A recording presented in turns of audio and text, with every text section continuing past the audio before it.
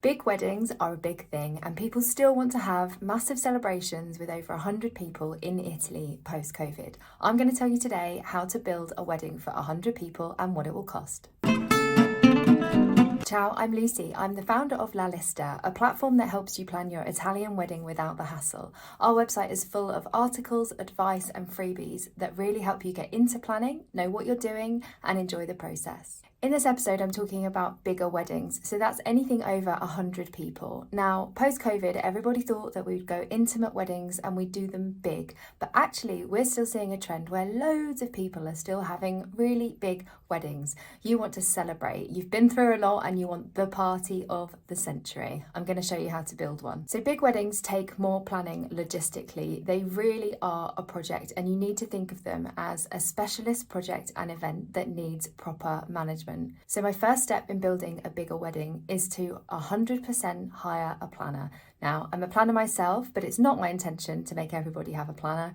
I just think in this scenario, I've seen it before, you need a planner. There's more complexity and logistics than you can possibly know when you're at the start of planning. You will need that support, and it is well worth the investment. So you should set aside about 10 to 15% of your budget for a planner. So I'm going to say about €10,000. The next item should be your venue. This can be as big or as small as you like. But again, when you have 100 or more people, you really need to think even more seriously about your venue. Not all venues are good wedding venues, full stop, but many venues are not going to be suitable for 100 or more people. You need a lot of space, you need a lot of things thought through, you need to be able to move through the day easily, you need to think about the plan B for every single part of the day, and you need to be comfortable about that. And you need to have things like toilets and the systems to be able to support your large amount of guests. So when you're building a budget here, I'd put something in the venue line for a fee. So you may cover the cost of your venue with your guests paying to stay there, but you'll almost certainly not cover the full cost, or you'll have a fee that you need to consider for the large amount of people that you are bringing to that venue. Your ceremony type obviously can be anything you like. It can be a symbolic ceremony, a civil ceremony, a religious ceremony. You just need to think about, again, whether you're going to have that all in one place. If you're not, if you're going to move people around with 100 or more people, again, that gets quite complicated. You need quite a lot of transport in place, and it needs to be very thoroughly thought through. It's much easier to have everything in one place when you've got a large amount of people. But again, you just need to make sure that you've got the space to do that properly. So they'd be like the base things that I'd put in your wedding planning and in your budget. And then I'd think about your priorities. So of the other things that you tend to have at a wedding, what is going to be the most kind of important to you? If you're thinking of photographers, videographers, it's quite important to think about whether you're going to need more than one. So one photographer can definitely do a large wedding. We just need you to understand what they're going to be able to deliver if they do that. They may not get all of the coverage. They may not get photos of absolutely everything going on and everyone that's there. If you know that you want that, then you're probably going to need 2 photographers, maybe even more. Same with videographers, you're probably going to need a team. They often work in teams anyway of 2. Even when it's a small wedding, there's often 2 videographers. But in a larger wedding scenario, when there's lots of things going on, often in lots of different places in quite a big space, then you're probably going to need at least a team of 2. So it's really important for these 2 categories of supplier just to really understand how they work and what they're going to deliver for you. In my opinion, the catering should always be a priority in your budget. It's so important to the whole day, the whole entire day. You've probably chosen Italy partly because of the food anyway, so this just needs to be incredible, and there is no way that you should skimp on this. For 100 people or more, this is going to be a massive part of your budget. You know, it's probably going to be about €20,000. You need to find a caterer that's going to be good value, and again, used to working with bigger numbers. Anyone can do a good tasting. Arguably, almost anyone can do a small wedding, but when you're pushing out food for 100 people across the whole day,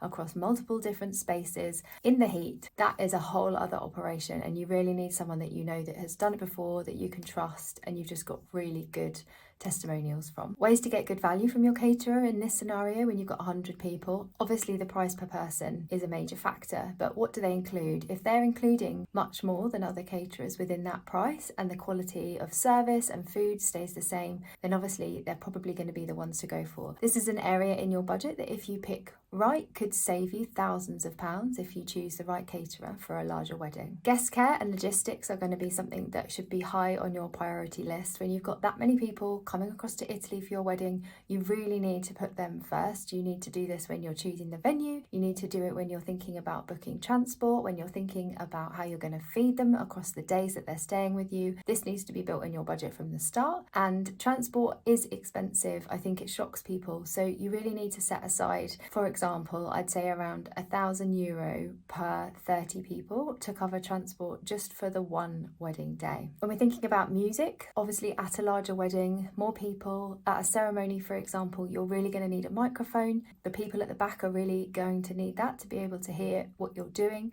You might need multiple sound systems for other parts of the day. The space is probably going to be quite large for dinner. You need quite a good tech team that are going to know how to handle that sort of space and make the sound work in all of those different areas. It is another specialist area and you need experts to come and do this for you. I mentioned it earlier, but the wet weather plan for the day is going to have to be so solid. This is not the size of wedding where you can sort of wing it. If it rains and you've got 100 people and you've got nowhere to put them, it is literally a complete disaster. So for every single part of the day, you really need to have a plan B option. You can still be flexible if that's cool with you. You can still say, for example, if it's raining when the ceremony is meant to happen, people can wait inside and have a drink and then we'll try and do the ceremony a bit later. If your team can be flexible with that, if everything can be pushed back quite easily, potentially that's an option. It's not one I'd advise. From being at hundreds of weddings, I know that that is a very uncomfortable situation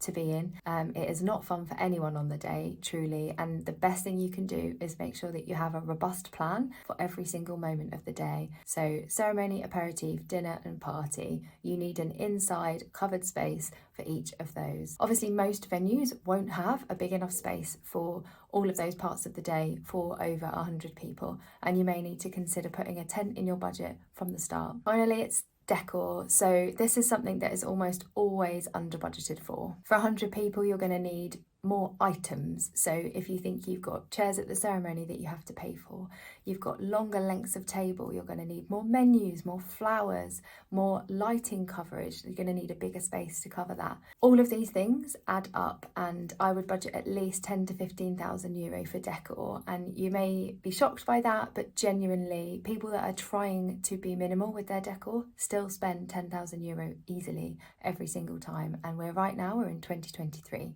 So that's only going to go up. We'll link below to an article that has the budget breakdown for this wedding that I've just been through. But our budget tops off at around 100,000 euro, and that's being quite conservative. This budget could easily be a lot more than that. In our range of budget episodes that we've done, so we've done 40,000, 60,000, and now this 100-person wedding, it's very clear to see that you need at least 1,000 euro per person budgeted to plan your wedding. So 1,000 euro per guest is probably the minimal cost that you're going to be able to achieve with an Italian wedding. If you want to have different suppliers, higher end suppliers, you want other extras, then you're definitely going to have to budget more. In my membership, the club, I've done a full budget tutorial where I talk you through exactly how to build a granular budget, which means that you cover absolutely everything from the start and you have a really clear and realistic budget for the start of your planning. This is just so vital to wedding planning, I can't even tell you. It helps you make better decisions. It helps you make sure you don't miss out on the things that are important to you. It's really foundational to the planning of your wedding. So if you're interested in that, head over to the club. The link will be below and you can come and see this awesome membership that I've built just for you. Thank you for joining me today. I will see you next time.